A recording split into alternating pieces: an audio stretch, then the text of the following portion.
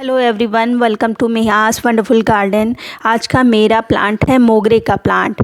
एक फ्लावरिंग के बाद पौधे को दोबारा फ्लावरिंग के लिए कैसे तैयार करना है, साथ ही साथ अगर आपके प्लांट में फ्लावरिंग नहीं हो रही है, ग्रोथ बहुत ही अच्छी हो रही है, तो भी ये वीडियो आपके काम का है। इसमें दो तरह के फर्टिलाइज़र बताई हैं। एक तो केमिकल बेस्ड है, और अगर आप केमिकल का यूज़ नहीं करना चाहते तो वहाँ पर ऑर्गेनिक फर्टिलाइज़र या होममेड फर्टिलाइज़र का भी आप प्रयोग कर सकते हैं। दोनों ही फर्टिलाइज़र का जो रिज़ल्ट है बहुत ही अच्छा है। ये है कि जो ऑर्गेनिक फर्टिलाइज़र है ये थोड़ा सा स्लो रिलीज़ होगा, लेकिन केमिकल का रिज़ल्ट आप सिर्फ 3 दिन में ही देखेंगे। तो कौन सा ये फर्टिलाइज़र है और क्या क्या सावधानियां आपको आगे रखनी है, साथ ही साथ इसमें कुछ टिप्स मैंने बताई हैं जो कि आपको मोगरे के प्लांट पर ज़रूर ही फॉलो करनी है। तो चलिए शुरू करते हैं। पिछले वाले वीडियो में मेरे मोगरे के उस पे 2-3 कमेंट्स आए थे कि मेरे प्लांट में फ्लावर बहुत ही छोटे आ रहे हैं। तो अगर प्लांट पर छोटे फ्लावर आ रहे हैं तो इसके 2-3 कारण हो सकते हैं। पहला तो वैरायटी होती है। आप मेरा ये प्लांट देखिए, इसमें फ्लावर का साइज़ देखिए, और ये इसमें देखिए, दोनों ही का पैटर्न, जो फ्लावर का पैटर्न है और साइज़ है, दोनों ही में बहुत अंतर है। तो बहुत कुछ प्लांट की वैरायटी पर डिपेंड करता है। साथ ही साथ अगर आप इनको ये एक सन लविंग प्लांट है, अगर इनको आप धूप में नहीं रखेंगे तब भी फ्लावर बहुत ही छोटा आएगा और जो कलियां होंगी वो अध खिली ही रह जाएंगी। तो इसको धूप में तो बहुत ही ज़रूरी है रखना। हालांकि इस समय बारिश हो रही है, लेकिन फिर भी जितनी भी धूप इनको मिल सके धूप में रखिए। धूप में अगर 7-8 घंटे इनको रखते हैं तो इस पे फ्लावरिंग भी बहुत ही अच्छी होगी और प्लांट अच्छे से घना भी होगा। अब बात कर लेते हैं, इन दोनों ही प्लांटों को मुझे फिर से फ्लावरिंग के लिए तैयार करना है। आप देखिए, ये वाले प्लांट में बहुत ही अच्छी फ्लावरिंग हुई थी, लेकिन लगातार बारिश के कारण इसके सारे फ्लावर झड़ चुके हैं, और कुछ जो लगे हैं वो भी उसमें भी फंगस वगैरह लगी हुई है। तो सभी को मुझे फिर से दोनों ही प्लांट्स को तैयार करना है फ्लावरिंग के लिए। तो इसके लिए क्या प्लांट की करनी पड़ेगी प्रूनिंग। जो फ्लावर फेड हो चुका है उसको हटाना है, इसको सॉफ्ट प्रूनिंग कहते हैं। और जो ब्रांच सूख चुकी है उसको भी हटाना, उसको थोड़ा सा हार्ड प्रूनिंग कहते हैं। तो इस मौसम में आप दोनों तरह की प्रूनिंग कर सकते हैं।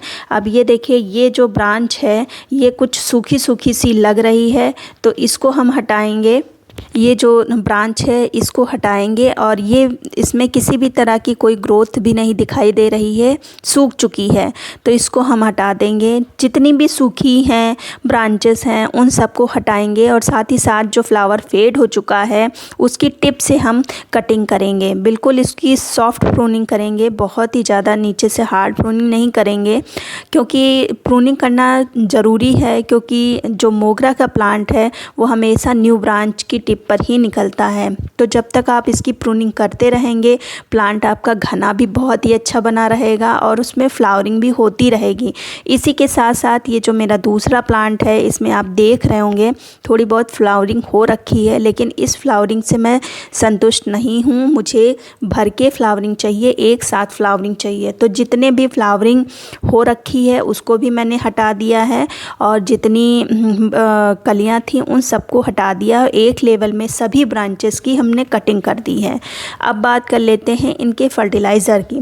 तो सबसे पहले फर्टिलाइज़र के पहले आप अपने प्लांट की जितनी भी वीड्स लगी हैं इन सबको हटा देना है। क्योंकि हटाना इसलिए ज़रूरी है क्योंकि हम जब फर्टिलाइज़र डालेंगे तो ये जो वीड्स पहले से लगी हुई हैं इनको बूस्ट मिल जाएगा। तो प्लांट बढ़े ना बढ़े, ये जो वीड्स हैं फर्टिलाइज़र के कारण ये बहुत ही अच्छे से ग्रोथ करेंगी। तो सबसे पहले तो हम गुड़ाई करके इन सबको अच्छे से रिमूव कर देंगे। इस वाली भी प्लांट्स की हम अच्छे से कर लेते हैं। अच्छा, और ये मेरा आप पॉट देख रहे होंगे, ये 14 इंच का पॉट है, मिट्टी का पॉट है। तो अगर आप प्लांट में अच्छे से फ्लावरिंग चाहते हैं तो इसके लिए बड़े ही प्लांटर का चयन कीजिए। हाँ, ये है कि प्लांट अगर आपका छोटा है तो बहुत ही ज़्यादा बड़े का नहीं, प्लांट के हिसाब से इसके प्लांटर का चयन कीजिएगा। अब ये मेरे प्लांट आप देख रहे होंगे, उस हिसाब से मैंने ये इसको 14 इंच के पॉट में रखा है। और इस पॉट में जो प्लांट है बहुत ही अच्छे से ग्रो कर रहा है। तो अगर आप इनको बड़े पॉट में शिफ्ट करते हैं तो उसमें ग्रोथ बहुत ही अच्छी देखने को मिलेगी। तो इस तरह से मैंने सारी वीड्स हटा दी हैं। अब हम पहले केमिकल फर्टिलाइज़र की बात कर लेते हैं, जो कि बहुत ही आसानी से आपको मार्केट में मिल जाएगा। ये है NPK 05234।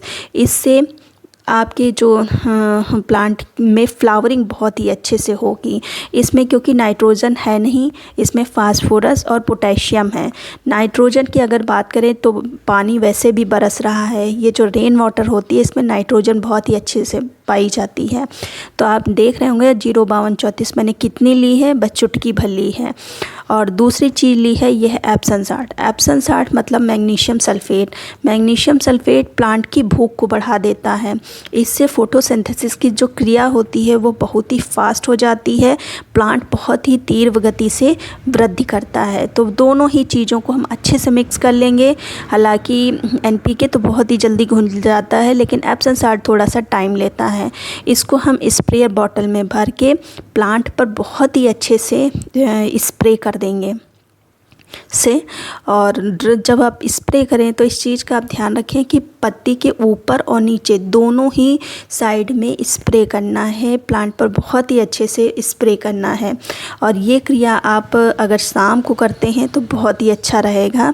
और इस समय तो आप कर सकते हैं क्योंकि इस समय बदली है, तो दिन में अगर बदली है तब भी कर सकते हैं, वरना अगर धूप निकली है तो शाम के टाइम करें।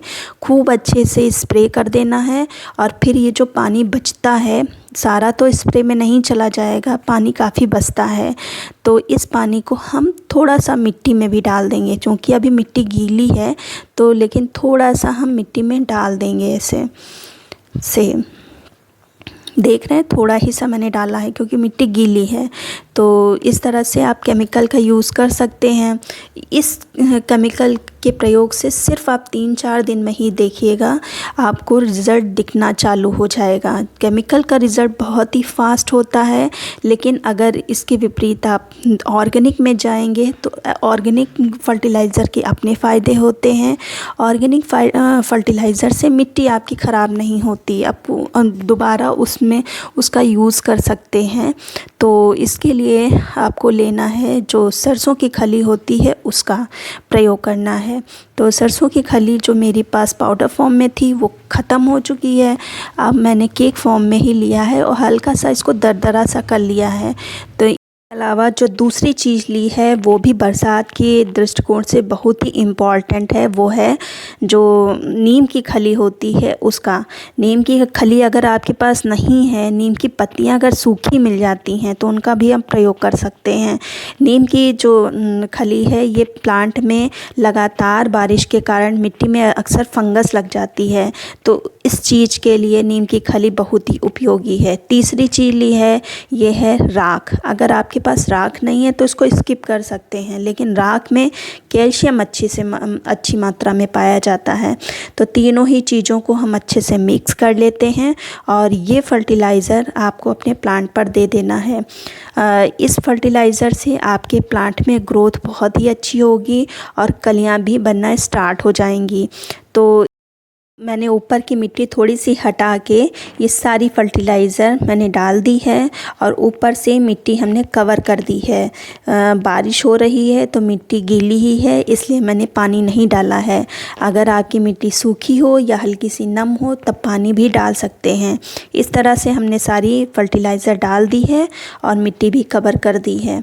तो ये जो फर्टिलाइज़र का आप रिज़ल्ट देखेंगे इसमें थोड़ा सा टाइम लगेगा, कम से कम 10-12 दिन लग जाएंगे जाएंगे, लेकिन इस फर्टिलाइज़र से प्लांट की ग्रोथ बहुत अच्छी होगी। आप देख रहे होंगे इस प्लांट में मेरे इतनी अच्छी ग्रोथ नहीं हुई है, तो इसीलिए मैंने इस फर्टिलाइज़र का प्रयोग इसमें किया है। एक बार जब ग्रोथ अच्छी हो जाएगी तो हम फ्लावरिंग के लिए जो बनाना पील का फर्टिलाइज़र होगा उसका प्रयोग करेंगे। लेकिन जब हम उसका प्रयोग करेंगे तब हम जब मौसम साफ़ होगा, 3-4 दिन तक बारिश नहीं होगी, तभी उस फर्टिलाइज़र का प्रयोग करेंगे। अगर लगातार बारिश हो रही होगी तो उसका फर्टिलाइज़र का प्रयोग नहीं करेंगे।